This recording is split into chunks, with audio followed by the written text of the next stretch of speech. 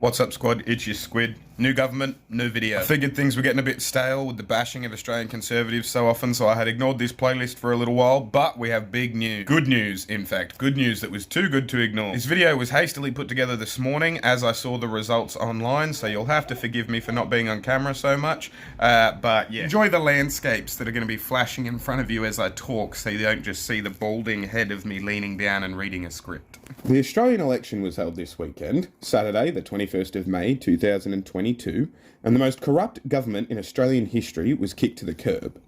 Like I said with the very first words of the video, we've got a new government, y'all. At the time of writing this script, we do not yet know if it will be a minority or a majority government on the Labor Party's part, but we do know that there was a monumental swing against the Liberal Party. Remember, they're Liberal in name only because the party switched at some point, like the Dems and the Republicans here in America. I'll do a video on it eventually, but yeah. A hefty swing against the sitting government in every state of the country, varying from gigantic in some states to fucking huge in others. The overwhelming mandate from the election is that the Australian public are heavily against Scott Morrison and his band of henchmen. The Australian public have banded together regardless of initial preference and got themselves rid of the most corrupt leader that they've ever had, and rather than providing even a tacit approval of the guy who won, Anthony Albanese, they've sent a strong message that this was more about not voting Liberal than it was for voting Labor. That has been the case with every change of government since Howard though, so let me explain the context of that before we dive into who Albo is as a person. Because no one voted for Rudd in 2007. They wanted John Howard and his work choices policy to be removed. No one voted for Tony Abbott in 2013. They wanted backstabbing Julia Gillard out of politics. Then we had a whole leadership carousel and no one could vote anyone out because the parties were seen to be doing it themselves, and so we ended up with 8 or 9 years of corrupt Liberal government due to nationwide apathy. But anyway, all's well that ends well, and the guy affectionately known as Albo will finally be our Prime Minister by the end of the day. And I personally have never been more excited for the result of an election, with exception perhaps being the marriage equality vote in 2017, but I digress. For those that don't know, Rupert Murdoch owns over 70% of Australia's print media and 100% of its subscription TV services. For my Australian friends, it can be put pretty simply. Anything that the Packers don't own, the Murdochs do. Anything the Murdochs don't own, the Packers do. And anything neither of those families own is either in the public trust or hemorrhaging money. But that's not the point. The point is, Rupert Murdoch, or more realistically these days his son, Lachlan Murdoch, rides shotgun on the Australian road trip and he picks every song you could possibly hear. And what I mean by that metaphor is that the Murdochs control the media there. In a nutshell, the Murdochs control the media in Australia, and they have done for a very long time. I could and will do a whole video on that topic, but the point of me bringing them up was to say they've been ignoring Anthony Albanese. Putting it simply, those in charge within the higher echelons of editing have always known that Anthony Albanese was a political threat, and so instead of doing their usual smear and lie type assessment of the bloke, over time, they've simply pretended he didn't exist in the hope that he'd go away of his own accord. And yet, despite that, and despite the vast majority of people not knowing a thing about Albo, who he is as a person, what he stands for politically, what football team he supports, and so on, he just won the national election as the leader of the Labor Party, and like I said, is about to take the reins as the 31st Prime Minister Australia has ever had. Full disclosure, I know I'm going to sound like a big old fanboy when I say this, and you can save this video and send it to me if he fucks up, but I also want to say, I think he has the potential to be the absolute best of the bunch. The absolute best leader we've ever had, up there with John Curtin and Ben Chifley. He's the first leader in the history of the country to have ever lived and supported himself on the dole, a government pension for people out of work, for those who aren't familiar with the terminology. He'll be the first Prime Minister to have lived in social housing, what us Americans call the projects, in his youth, and he'll be the first Prime Minister to have not previously held positions in the Treasury or Defence. His main focus across his entire political career has been social services or infrastructure. Talk about a realignment of priorities, am I right? Anyway, the point of this video was not to gloat. It was to tell you about the guy I have been following and advocating for politically since 2006, before I was legally even allowed to vote.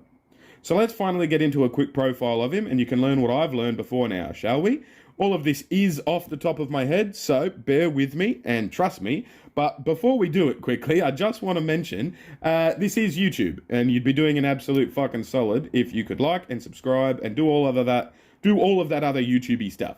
Consider becoming a patron or sending a super thanks. I like money. Money's good. I spend money on stuff.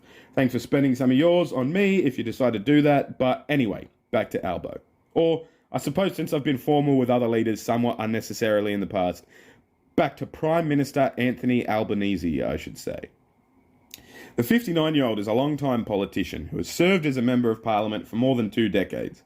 He was a cabinet minister under governments of Kevin Rudd and Julia Gillard, and he was appointed as Rudd's Deputy Prime Minister in 2013. He was born in Sydney and raised by a single mum in public housing. He joined the Labor Party as a student studying economics and before entering Parliament worked as a party official and research officer. Albanese was elected to the House of Representatives at the 1996 election, winning the seat of Grayndler in New South Wales. He was first appointed to the Shadow Cabinet in 2001, and he went on to serve in a number of roles, eventually becoming Manager of Opposition Business in 2006.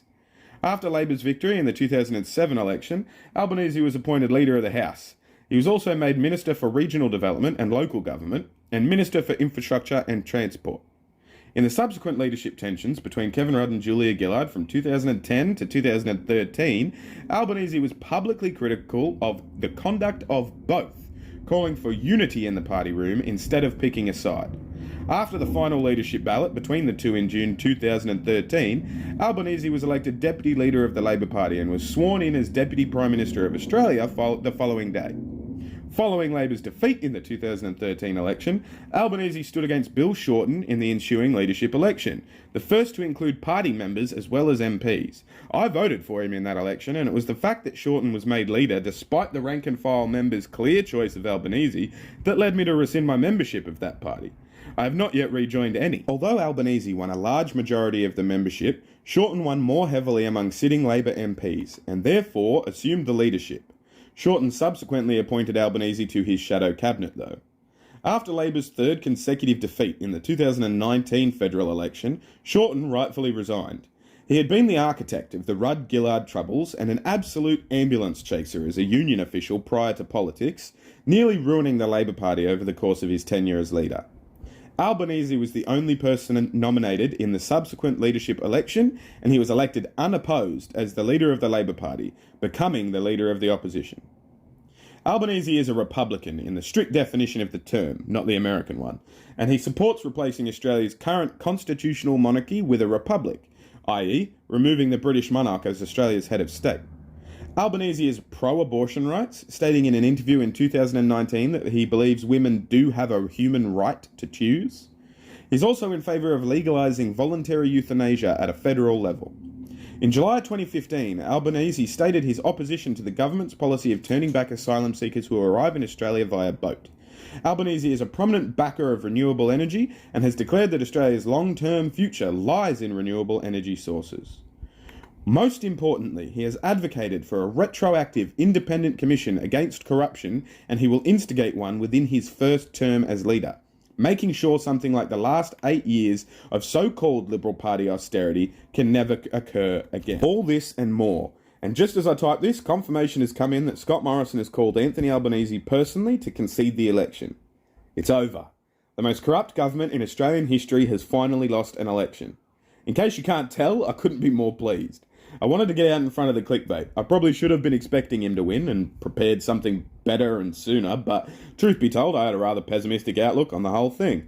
Best to expect the worst and be pleasantly surprised than hope for the best and be disappointed, I guess. Anyway, if you're still here watching and listening at this point, thanks a bunch. I put about 2.5 hours total into the making of this video, which is, I'm sure, hard to believe, but writing the script, filming myself reading it, then editing the video so you weren't just looking at my downwardly angled head the whole time. Like, this morning has been a rush job. If you feel like that effort is worth a few bucks, minimum wage in my state of New York is $15 per hour, please consider hitting the super thanks button and flicking me some money. If you wanted to make that a monthly donation because you want to see more content like this more frequently, the link to join my Patreon will be in the description below.